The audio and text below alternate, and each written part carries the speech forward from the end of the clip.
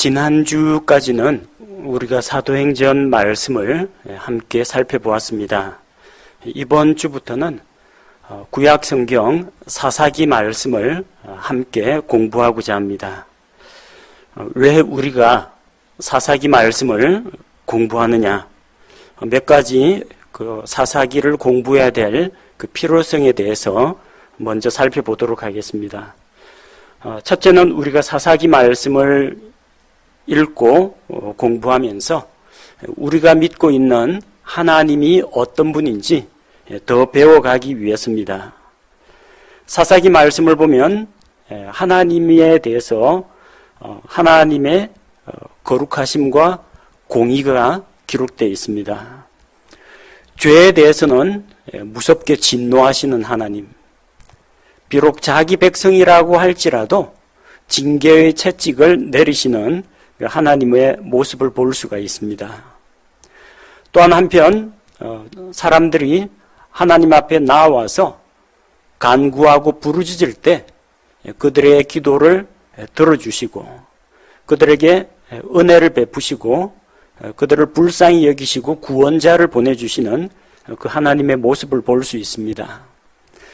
사람들은 주님을 배반하지만 하나님께서는 오래 참고 기다리시면서 사람들에게 그분의 인자하심과 또 그분의 사랑을 보여주신다는 겁니다.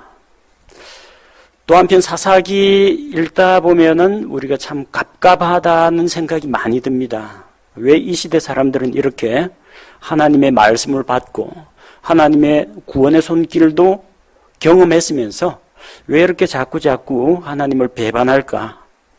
근데 실은 그게 그 사사시대의 그 사람들 모습이 오늘을 살아가는 우리 사람들의 모습이기도 합니다.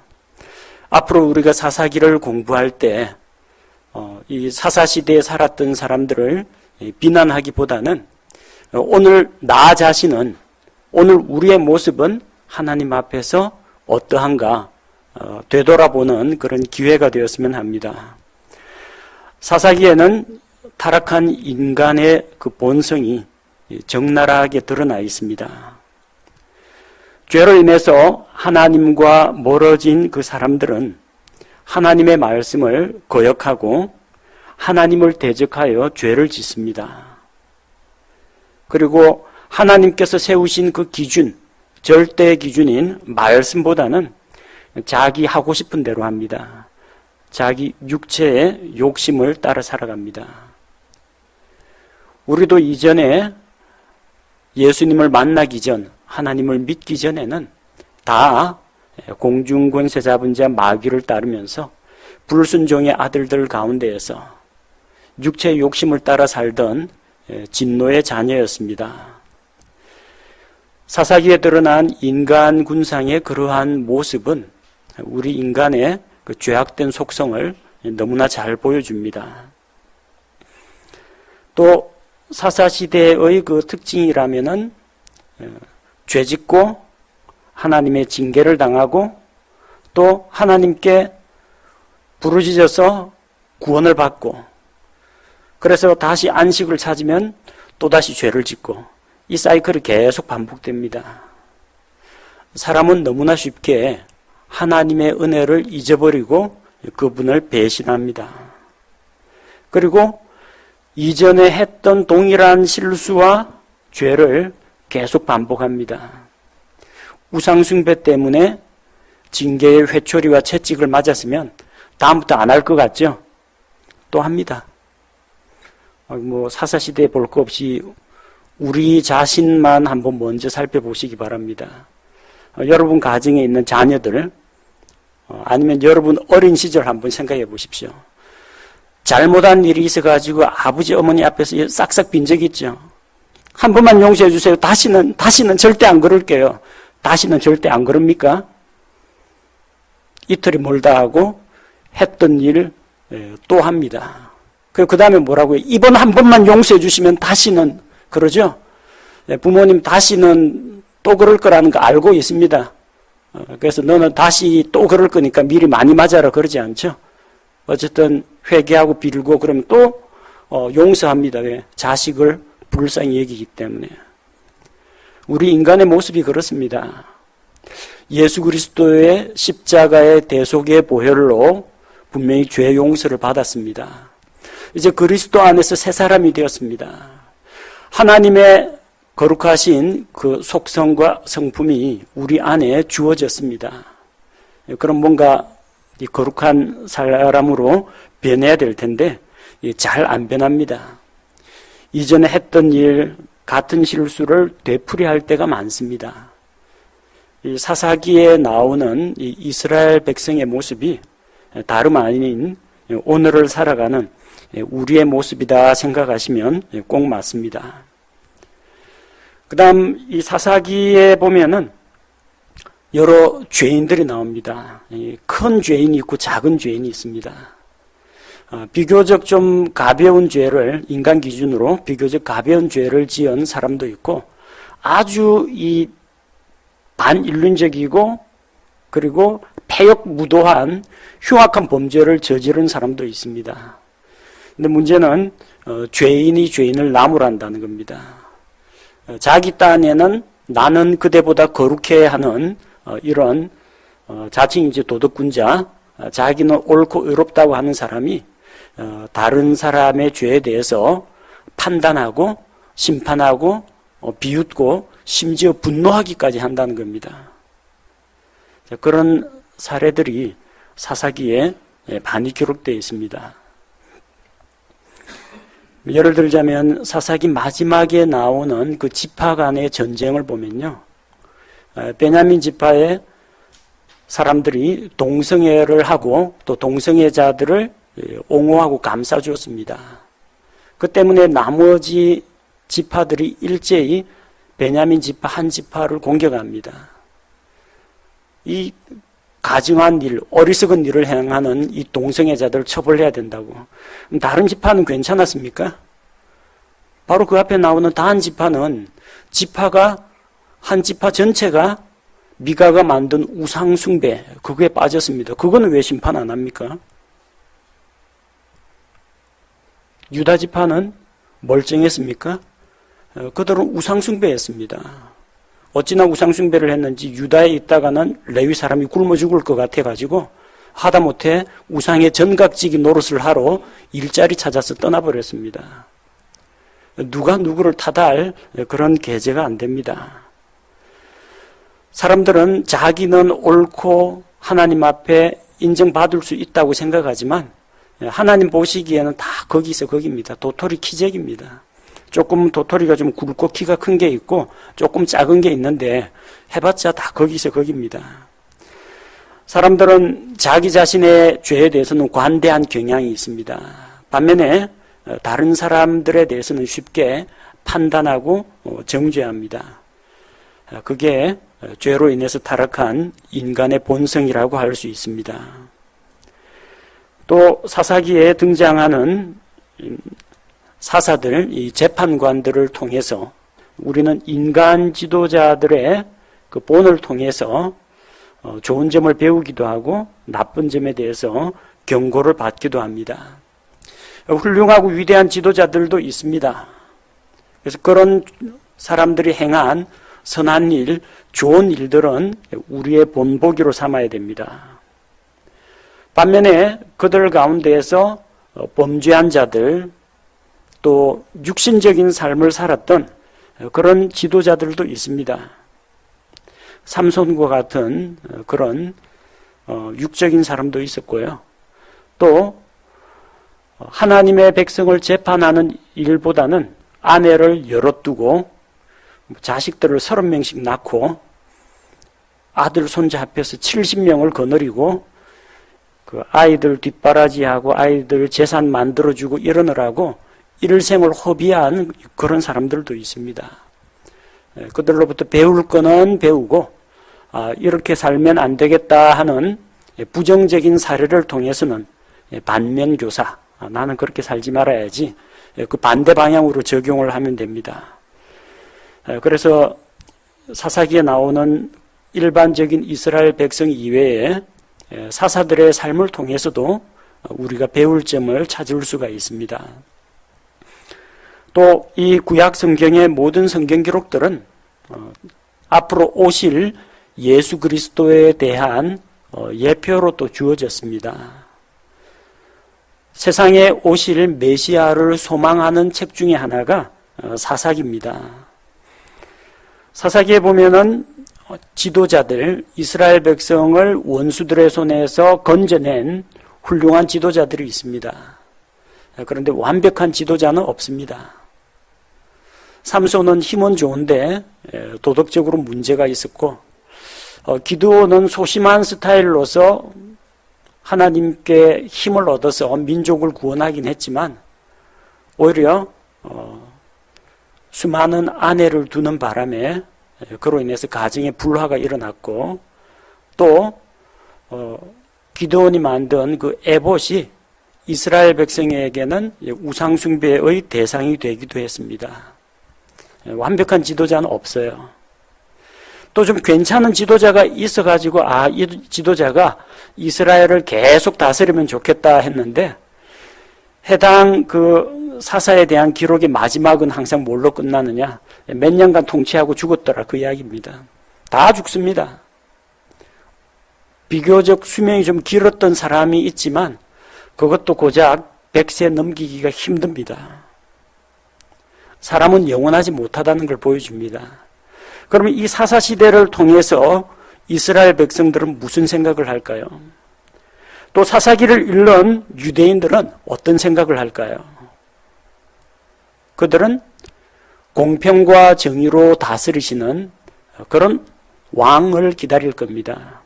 사사시대의 문제가 무엇입니까? 그때는 이스라엘에 왕이 없었으므로 각 사람이 자기 눈에 옳은 대로 행하였다고 합니다.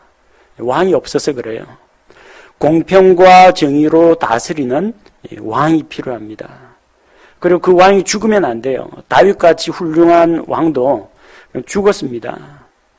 그 다음에 솔로몬이 물려받고 르호보암 때 가니까 나라가 나뉘어지고 그 다음부터는 왕들이 부패하고 타락하기 시작합니다. 영원토록 살아계시는 왕, 영원토록 살아서 공의로 다스리시는 왕을 기다리는 책이 사사기라고 할 수가 있습니다. 따라서 우리는 사사기를 읽고 공부하면서 이 구약 성경에 기록된 예수 그리스도를 만나도록 해야 합니다. 오늘은 첫 시간이기 때문에 사사기 서론 개관적인 내용에 대해서 알아보도록 하겠습니다. 책의 이름은 사사기라고 되어 있죠. 히브리어로는 쇼페팀이라고 합니다. 그 말은 지도자 혹은 구원자라는 뜻입니다.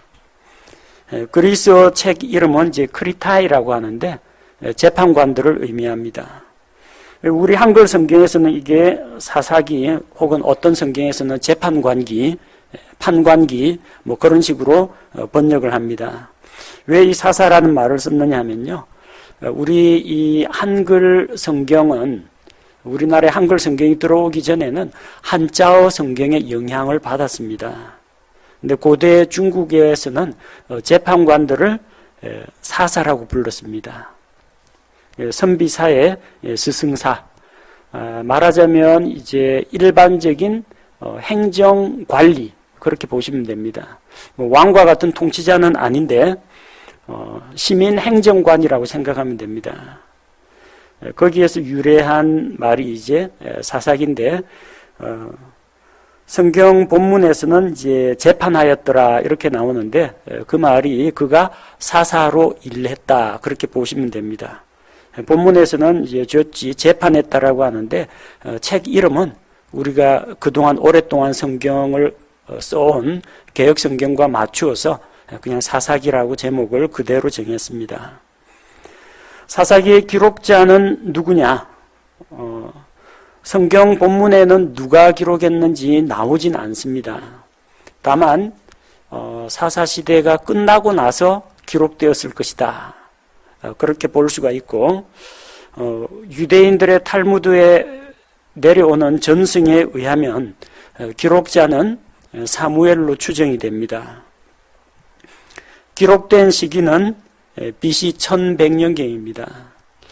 BC 1100년경이면 언제쯤이냐 하면요, 이스라엘의 사울이 왕으로 기름 부음을 받기 조금 전입니다. 그러니까 엘리 시대 지나가지고 사무엘이 활동하던 그 시대입니다. 사사 시대가 끝나고 사무엘이 이스라엘 백성을 다스리며 블레셋을 물리치고 백성들이 왕을 세워달라고 할 때 이제 사울을 왕으로 세우는데, 사울을 왕으로 세우기 전에 뭘 보면 알 수 있느냐? 그때는 이스라엘의 왕이 없었으므로, 그러니까 왕조 시대 이전에 기록되었다라는 것을 알 수가 있고, 그리고 왕이 없었다. 그래서 이제 왕을 세우는 시기로 넘어가야죠. 사사기 다음 뭡니까? 룻기, 사무엘기가 나오죠. 그러니까 사무엘기에서 처음으로 왕이 등장하는데, 사무엘기는 왕이 있던 시기입니다. 그러니까 그때는 이스라엘의 왕이 없었다라는 것은 아마 사무엘 시대에서 사사 시대에서 왕조 시대로 넘어가는 그 중간에 아마 이 책이 기록되었을 것이다. 그렇게 추정이 됩니다. 그럼 사사들이 다스리던 그런 시대는 어떤 시대였느냐? 사사기 앞에 나오는 여호수아기를 보면은 이스라엘 백성이 하나님께서 주신 약속의 땅 가나안에 들어가서 정복 전쟁을 벌입니다. 가나안 전쟁은 약 7년 정도 계속되었는데 7년 동안 가나안 족속들을 정벌하고 그 땅을 이스라엘 12지파가 나누어 갔습니다. 그래서 거기에서는 전쟁과 승리와 영광, 아주 힘찬 하나님을 믿고 의지하여 나아가서 승리하는 그런 삶을 우리가 엿볼 수가 있습니다. 그러나 사사기에 접어들어서는 그야말로 이 진리가 존재하긴 하지만 백성이 진리를 받아들이지 않는 그런 암흑기를 맞이합니다. 사사기 앞쪽에 나오는 여호수아기 24장 31절에 보면은 이스라엘 백성이 여호수아가 사는 모든 날 동안과 여호수아보다 더 오래 산 장로들 곧 주께서 이스라엘을 위하여 행하신 바 그분의 모든 일을 안 자들이 사는 모든 날 동안 주를 섬겼더라. 여호수아가 살아 있을 때, 그리고 여호수아가 죽고 하나님의 위대한 능력과 기적을 본 그 장로들이, 여호수아보다 조금 오래 살았던 장로들이 살아 있을 때, 그 기간 동안에는 주를 섬겼다는 겁니다. 그럼 그 하나님의 능력과 이적을 알고 있는 이 지도자들이 죽은 다음에는 어떻게 됐느냐? 부패하고 타락했다는 이야기입니다. 그래서 여호수아가 죽은 이후에 부패하고 타락한 그 이스라엘 민족의 그 삶의 모습을 보여주는 것이 바로 사사들의 시대입니다. 사사들이 통치한 기간은 사도행전 13장 20절에 기록되어 있습니다. 사도행전 13장 20절에 19절에 보면은 가나안 정복 전쟁이 나오죠. 사도행전 13장 19절에서 가나안 땅 7족속을 멸하고 땅을 제비 뽑아 나누고 이 여호수아 때 일어났던 일이죠. 20절에 보니까 그 뒤에 여호수아가 죽은 뒤에 대언자 사무엘의 때까지 약 450년 동안 그들에게 재판관들을 주셨느니라. 450년 동안 재판관들을 주셨다고 했습니다. 여러분 뒤쪽 페이지에 보면 이제 표가 나오거든요. 12사사들의 목록이 순서대로 책 순서대로 기록되어 있습니다. 자, 그 12사사들이 이스라엘 백성이 이방 민족에게 짓밟힐 때 그들을 구해낸 자들입니다. 이방 민족에게 짓밟힌 횟수가 그 세 번째 칼럼 이방 민족에서 민족 이름과 괄호 안에 횟수가 적혀 있죠. 그 압제당하던 시기입니다. 그 다음 오른쪽에는 사사가 하나님의 능력을 힘입어서 자기 백성을 대적들의 손에서 구원해낸 이후 그들이 몇 년 동안 안식을 누렸는가. 그 압제기와 평화기가 나옵니다. 성경에 기록된, 물론 기록이 안 돼 있는 사람도 있습니다. 예컨대 삼갈 같은 경우에 딱 한 줄로 기록되어 있는 사사입니다. 그가 뭐 몇 년 동안 재판을 했는지, 몇 년 동안 블레셋 민족과 이 갈등을 빚었는지 그런 건 안 나옵니다. 그래서 단순히 성경에 기록되어 있는 그 숫자를 사사들이 활동하던 그 시기, 압제기와 평화의 시기 숫자를 다 합치면요. 제가 더하기는 집에서 다 해왔습니다. 407년입니다. 407년인데 그 다음에 사사기 9장 22절에 보면요. 하나님께서 임명한 사사가 아니라 자기 형제들을 다 죽이고 자기가 권력을 독차지한 인물이 있습니다. 아비멜렉이 있어요. 그는 세겜 사람들의 자기 외가 쪽 세겜 사람들의 지지를 얻어가지고 왕이 되었습니다. 사사기 9장 6절에 보니까 세겜 사람들이 아비멜렉을 왕으로 삼았다라고 했죠. 자, 그런데 사사기 9장 22절에 보면 아비멜렉이 몇 년 동안 이스라엘을 통치하였느냐? 3년 동안입니다. 그는 하나님께서 세우신 사사가 아니기 때문에 뒤쪽에 있는 12사사 명단에서는 빠졌습니다. 그는 스스로 왕이 된 자입니다. 그래서 이 사사들이 다스리던 그 시기, 사사 시대에 숫자는 빠져 있지만 이 3년이 더해져야 됩니다. 그럼 몇 년이에요? 410년입니다. 그 다음에 사무엘기상 4장 18절 말씀을 보면은 사무엘기상 4장 18절에 보면은 엘리가 사사였다는 사실을 알 수가 있습니다. 자, 엘리는 하나님의 언약궤를 빼앗겼다는 소식을 듣고 의자에서 넘어져 가지고 숨지게 되는데, 자, 사무엘상 4장 18절 말씀에 보면은 그가 40년 동안 이스라엘을 재판하였더라. 개혁성경에는 사사로 40년 동안 일했다고 되어 있습니다. 재판하였더라, 사사란 이야기거든요. 40년이 여기에 더해집니다. 그럼 성경에 기록되어 있는 숫자를 단순히 더할 경우, 아까 410년에다 40년 더하니까 450년입니다. 사도행전 13장 20절이 의미하는 바는 뭐냐면은 사사기와 사무엘기에 기록된 그 사사들이 활동하던 시대를 총 더한 것이 450년이라는 이야기입니다. 그러나 이 사사기에 나와 있는 이 사사들의 활동 이 시기는 역사적으로 서로 중첩되기도 합니다. 무슨 말이냐면요. 이스라엘 전역을 다스리는, 이스라엘 전체에 영향력을 미치는 그런 지도자도 있습니다. 엘리 같은 사람이 아마 그런 예에 속하는데 제사장이면서 재판을 한 사람입니다. 그런데 대부분의 사사는 자기가 속한 지파를 다스렸습니다. 혹은 이웃 지파에 가서 재판관 노릇을 했습니다. 혹은 전쟁이 일어나면 두 지파를 묶어가지고 대적과 싸우기도 했습니다. 그러다 보니까 에브라임 지파에서 어떤 사사가 활동하고 있는데 비슷한 시기에 아니면 이 사람이 등장하고 나서 몇 년 뒤에 유다 지파에서 또 어떤 사사가 활동하는 그런 일도 있다는 겁니다. 서로 중복되는 횟수가 있다는 겁니다. 그래서 그런 중복되는 것을 고려해서 실질적으로 역사적으로 사사들의 시대를 계산을 해보면 450년이 아니라 약 330년 정도가 나옵니다. 자, 사사는 어떤 사람이냐? 앞서 말씀드리기를 시민 행정관이라고 말씀을 드렸죠. 평화의 시대에는 재판관 노릇을 했습니다. 하지만 전쟁을 맞이했을 때는 이스라엘을 대적의 손에서 건져내고 전쟁을 안 한 사사들도 있습니다. 그냥 태평성대를 누르면서 아내를 여럿 얻고 아들 30, 딸 30, 아들 손자 합해서 70명 이렇게 이스라엘 백성을 그냥 재판하고 다스리는 일만 하고 전쟁을 안 한 사사들도 있습니다.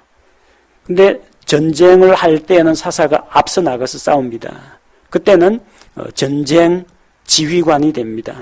이중적인 측면이 있습니다. 평화기에는 시민행정관이요, 전쟁 나면은 군사 지휘관 노릇을 합니다. 사사는 왕하고는 다릅니다. 사사는 그냥 재판하면서 섬기는 자입니다. 사사는 백성 위에 군림하지 않습니다. 이스라엘 백성을 이제 재판하고 그들의 신앙적으로 잘 이끌어주는 그런 역할을 하지만 그거 사사의 위치가 일반 백성보다 아주 높아가지고 백성들을 지휘하면서 세금을 걷어들이고 아니면은 노역, 부역을 요구하지 않습니다. 백성들로부터 돈을 걷는다든지 백성들로부터 노동력을 얻어낸다든지 이런 일은 하지 않습니다. 왕은 그런 일을 합니다. 왕국을 다스리기 위해서 백성들로부터 세금을 걷어들이고 성전을 짓는다, 왕궁을 짓는다 하면은 강제 노역에 종사하게 만듭니다. 그러나 사사는 백성 위에 군림하지 않는 지도자입니다. 또 왕은 기름 부음을 받습니다. 성경에 기름 부음을 받아 세우는 직분이 셋 있죠. 왕과 제사장과 대언자입니다. 그러나 사사는 기름 부음을 받지 않습니다. 하나님의 기름 부음을 받았다는 이야기가 사사기에는 나오지 않습니다. 그리고 왕은 이스라엘 전역을 다스렸지만 사사는 이스라엘 전역이 아닌 일부 지파만을 다스렸습니다. 한 개 혹은 두 개 지파를 다스렸습니다. 또 사사의 직무는 그 자손에게 세습이 되지 않았습니다. 기드온이 미디안 족속을 물리치고 큰 승리를 거둔 이후에 사람들은 기드온을 지도자로 삼고자 했습니다. 그래서 사사기 8장 22절에 보니까 당신이 우리를 미디안의 손에서 건져내었으니 당신과 당신의 아들과 당신의 손자가 우리를 다스리소서. 세습하라는 이야기입니다. 너무나 훌륭한 지도자니까 아예 당신과 당신 아들과 당신 손자까지 대대로 다스리는 이 지위를 물려받으라는 겁니다. 근데 기드온이 그걸 거절했죠. 나는 너희를 다스리지 아니하고 내 아들도 다스리지 아니할 것이요 주께서 너희를 다스릴 것이다. 그래서 시민 행정관으로서 백성을 재판하고 섬기고 돌아보는 일은 했지만 어떤 권력을 잡고 백성들 위에 군림하면서 통치하는 그런 존재는 아니었다는 걸 알 수 있습니다. 사무엘기상 8장 1절에 보니까 이 전통을 깬 사람이 나오죠. 사무엘이 나이가 들어가지고 늙었습니다. 그래서 자기 아들들을 이스라엘의 재판관으로 삼았습니다. 이게 세습입니다. 근데 그 세습을 하니까 꼭 문제가 생기죠. 그 맏아들 요엘, 둘째 아들 아비야, 그들이 재판관이 됐는데 그들이 이익을 추구하고 뇌물을 취하고 재판을 굽게 했습니다. 자, 그러자 백성들이 이제 불만을 제기하면서 당신 아들은 못 믿겠다. 우리에게 왕을 세워달라. 이런 요구가 나오는 겁니다. 사사의 직무는 자손에게 세습되지 않습니다. 아버지가 사사했다고 아들도 자동으로 사사가 되거나 그런 일은 없습니다. 자, 사사기 전체 내용 구성을 살펴보도록 하겠습니다. 12명의 사사 명단이 나오죠. 처음으로 등장하는 온니엘이 메소포타미아 왕 구산을 리사다임의 압제해서 자기 족속을 구출해냅니다. 유다 지파입니다. 그리고 그 다음에는 왼손잡이 사사 에훗이 등장하죠. 모압 왕 에글론을 암살하고 역시 이스라엘의 구원을 가져옵니다.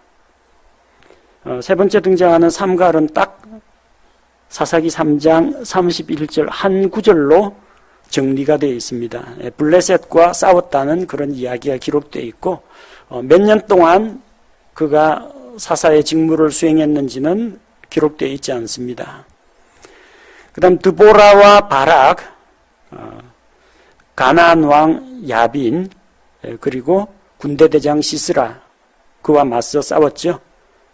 그래서 역시 에브라임과 납달리, 그리고 이 전쟁을 할 때는 이스라엘의 여러 지파들이 같이 힘을 합쳤습니다.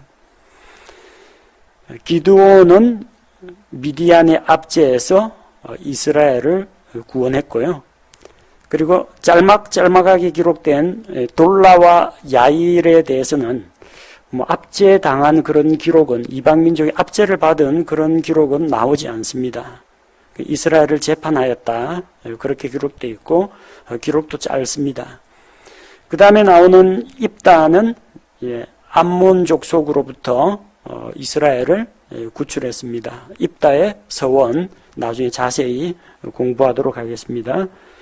그 다음 또 간단히 기록되어 있는 입산, 엘론, 압돈, 전쟁을 했다는 기록은 없습니다. 이스라엘을 재판하였다, 그런 기록만 남아있고, 주로 자기 이제 가정사에 좀 바빴고, 그리고 이스라엘 백성을 재판하는 그 일에 대해서는 그냥 한 줄로 간단히 기록되어 있습니다. 그리고 삼손 이야기는 너무나 유명하고 또 사사기 안에서 기록이 상당히 길게 많은 분량을 차지하고 있습니다. 블레셋과 싸워서 블레셋의 40년 압제를 극복하고 이스라엘의 평화를 가져온 그런 사사입니다. 각 사사에 대해서는 우리가 본문에 들어가서 좀 더 자세히 살펴보도록 하겠습니다. 그 다음 삼손 이야기가 사사기 16장에서 끝나고 17장, 18장에는 미가의 우상숭배 이야기가 나옵니다. 게다가 단 지파가 넓은 땅을 찾아서 북쪽으로 올라가서 북쪽에 있는 땅을, 레센을 단이라고 칭하게 되고, 미가가 섬기던 우상을 단 지파가 섬기게 되는 것이 기록되어 있습니다. 그리고 19장에서 21장에서는 이스라엘 여러 지파들이 베냐민 지파와 싸우는 이야기가 기록되어 있습니다. 기브아에서 이 베냐민 지파의 기브아에서 이 동성애 자들이 레위 사람의 첩을 강간하는 그런 사건이 일어나서 이스라엘의 다른 지파들이 베냐민 지파를 징벌하는 그런 내용이 기록되어 있습니다. 그래서 21장까지 끝이 나는데요. 실은 사사기 17장부터 21장 이야기는 사사기 기록 가운데에서 거의 앞부분에 등장해야 합니다. 여호수아가 죽은 뒤에 사사기 1장이 이렇게 시작하죠. 그 다음에 들어올 내용이 사사기 17장부터 21장까지입니다. 시간순으로 기록된 게 아닙니다. 17장부터 21장까지는 여호수아가 죽은 이후에 무정부 상태를 보여줍니다. 그래서 다른 사사들이 활동하기 이전이라고 볼 수가 있습니다. 그때에는 이스라엘의 왕이 없었기 때문에 각 사람이 자기 눈에 옳은 대로 행하였다. 그런 기록이 어디 나오느냐면요, 사사기 17장, 18장, 19장, 21장에 나옵니다. 왜 이게 사사기 17장부터 21장까지 집중적으로 기록됐을까요? 여호수아가 죽고, 그리고 하나님의 능력과 기적을 본 이스라엘의 장로들이 다 죽은 다음에 정신적인 지주도 없고 붙잡아야 할 어떤 이 대상이 없어서 그 무정부 혼란 상태에 빠진 그 시기를 말하기 때문입니다. 사사기 17장에 미가의 우상숭배가 나오고 18장에 단 지파가 북쪽으로 올라가다가 에브라임 산지에서 미가의 집에 들러가지고 우상을 탈취해서 북쪽에 단이라는 그 지명을 새로 정하게 되는 이야기가 나오죠. 단 지파가 땅을 구하러 가는 게 사사기 18장에 나옵니다. 이게 만약 시간 순서라고 하면요, 사사시대가 약 330년이라고 했잖아요. 땅이 부족하면 진작에 구할 것이지 330년이면요 웬만한 땅은 다른 지파에서 다 차지하고 있습니다. 땅 개척하는 시기가 아닙니다. 심지어 잘못하다가는 이거 그 땅에 와 있는 이스라엘 다른 지파하고 한판 전쟁해야 될지도 모릅니다. 땅을 분배를 받았는데 당시로 단 지파는 규모가 작고, 그리고 좋은 땅은 블레셋 평야, 팔레스틴 평야, 해안 평야 쪽에 몰려 있습니다. 근데 해안 평야 쪽으로 내려가면 철기 문명을 가지고 있는 블레셋하고 싸워야 됩니다. 그러니까 블레셋을 치기는 그렇고 위에 올라가가지고 레센이라는 곳에 만만한 백성, 평화로이 살고 있는 백성을 치게 되는 겁니다. 땅의 분배가 끝났는데 분배가 이게 조금 불만스럽고 좀 자기들이 살기에 미흡했기 때문에 일부 사람들, 용사들을 뽑아가지고 새로운 땅을 찾아 나선 겁니다. 그러니까 이거는 땅 분배가 끝나고 난 뒤 얼마 지나서 일어난 사건이라는 걸 알 수가 있습니다. 또 사사기 16장에서 블레셋의 40년 지배를 철폐하고 삼손이 20년 평화기를 가져왔습니다. 그럼 이제 블레셋 사람 무서워할 거 없어요. 팔레스틴 평야 내려가는 거 아무것도 아닙니다. 이스라엘이 강성했기 때문에 이제 블레셋의 지배를 받지 않습니다. 근데 단 지파가 블레셋에게 밀려가지고 땅을 구하러 북쪽으로 올라갈 이유가 없다는 겁니다. 그래서 이거는 순서가 앞쪽으로 가야 맞습니다. 또 어떤 걸 볼 수 있느냐? 19장에서 21장 보면은 베냐민 지파의 그 동성애 때문에 지파 간 전쟁이 일어나죠. 지파 간 전쟁이 일어나면 혹시 그 각 지파에 모든 지파의 사사가 다 있지는 않다고 하더라도 적어도 한두 명은 있을 거 아닙니까? 사사들끼리 뭔가 의논을 해야 될 거 아닙니까? 이 베냐민을 칠 건지 말 건지.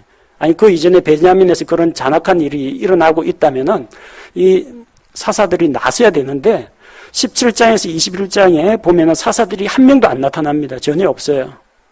그럼 뭘 말합니까? 아직 사사들이 세워지기 이전이라는 것을 볼 수가 있습니다. 이스라엘의 장로도 나오고요. 그 다음에 거기 보면은 제사장 비느하스도 나오고 그럽니다. 근데 어느 지파에서 온 아무개 사사입니다 하면서 이 회의를 주도하는 사람이 아무도 없다는 겁니다. 그걸 보면은 알 수가 있고, 삼손이 블레셋 사람들을 물리치고 이스라엘의 평화를 가져온 그 시기. 근데 그 블레셋 이야기가 어디에 이어지느냐? 어디에 이어지느냐 하면은 엘리 시대로 이어집니다. 사무엘기상으로 이어집니다. 블레셋이 쳐들어오니까 엘리의 두 아들이 전쟁에 나갔다가 하나님의 언약궤를 가져와서 블레셋 사람을 공격하자 그랬잖아요. 그 블레셋 사람한테 언약궤 빼앗기죠. 블레셋 이야기는 사사기 16장에서 시작해가지고 사무엘기상으로 연결이 돼야 맞습니다. 그래서 삼손 이후에 엘리, 사무엘 이렇게 이어져야 맞습니다. 좀 연대에 대해서 관심이 있으신 분은 성경 뒤쪽에 보면요, 성경 연대표가 있거든요. 존스 박사가 정리한 그 연대표에서 한번 직접 찾아보시기 바랍니다. 찾아보시면요, 성경 연대기 페이지 75페이지 BC 1424년 요수아 사망 이후에 미가의 제사장, 미가가 우상을 만들고 레위 사람을 제사장으로 세운 이야기, 레위 사람이 첩을 두었고 첩이 베냐민에서 동성애자들한테 성폭행 당하고 지파 간 전쟁이 일어나고, 그 다음이 구살리사다임, 메소포타미아 왕이죠. 그러니까 사사들이 임명되기 이전에 여호수아가 죽은 이후에 일어난 사건이라는 것을 알 수가 있습니다. 자, 이런 걸 이해하고 있으면 사사기 전체 흐름이 어떻게 진행되는지 우리가 이해하는 데 도움이 되리라 생각합니다. 사사기의 스토리는 보면은 그 각 지파가 다르고 이방 민족이 다르고 구원자로 등장한 사사가 다르긴 합니다만 일정 패턴을 가지고 있습니다. 이스라엘 민족이 하나님께 반역하여 죄를 짓습니다. 하나님이 징계 채찍과 회초리를 내려서 이방 민족의 압제를 당하게 합니다. 너희가 주를 섬기는 것과 이방인들을 섬기는 것 중 어느 것이 나은지 당해보라고 이방 민족에게 압제당하게 합니다. 그럼 이스라엘을 또 하나님께 살려달라고 부르짖습니다. 하나님이 또 지켜보니까 징계하는 중에도 긍휼을 베푸셔서 그들을 불쌍히 여기시고 구원자 사사를 보내서 구원하게 합니다. 그래서 이스라엘에 다시 안식이 찾아오고 평화로운 시기를 겪는데, 평화의 시기가 되면 또 이 정신 상태가 해이해지고 나태해지고 또다시 죄에 빠집니다. 그 죄 짓고 나면 또 이방 민족에 또 압제를 받습니다. 하나님께 부르짖습니다. 하나님이 구원해 줍니다. 안식을 누리다가 하나님의 은혜는 새까맣게 잊어버리고 또다시 죄로 돌아갑니다. 이 패턴이 계속 반복됩니다. 사사기에 보면요. 자, 그래서 이 순환되는 죄의 사슬을, 불순종의 사슬을 끊어야 사사시대가 끝납니다. 사사시대 당시를 보여주는 핵심 메시지는 그때에는 이스라엘의 왕이 없었으므로 절대 진리, 절대적인 어떤 지도자가 없었고 각 사람이 그냥 자기 눈에 보기 좋은 대로 자기 생각에 옳은 대로 행했습니다. 그래서 나한테 득이 되면 선이고 나한테 해가 되면 그거는 악이라고 생각하는 상대주의적인 그런 선악관을 가지고 있었습니다. 구체적인 구절은 참고 구절들을 한번 살펴보시기 바랍니다. 그래서 이런 계속 반복되는 죄의 순환 사슬과 진리가 없어서 각 사람이 하나님의 진리를 버리고 길 잃은 양과 같이 각기 제 길로 갔거늘. 이때 필요한 게 무엇이냐? 그들을 인도해 줄 목자요, 그들을 다스릴 왕이 필요하다는 겁니다. 영원히 살아계시면서 공평과 정의로 다스리는 구원자, 왕이 오시기를 소망하는 책이 바로 사사기라고 할 수 있습니다. 오늘 이 서론의 내용을 머릿속에 잘 새겨두시면 앞으로 사사기 강해를 이해하는 데 많은 도움이 되리라 생각합니다.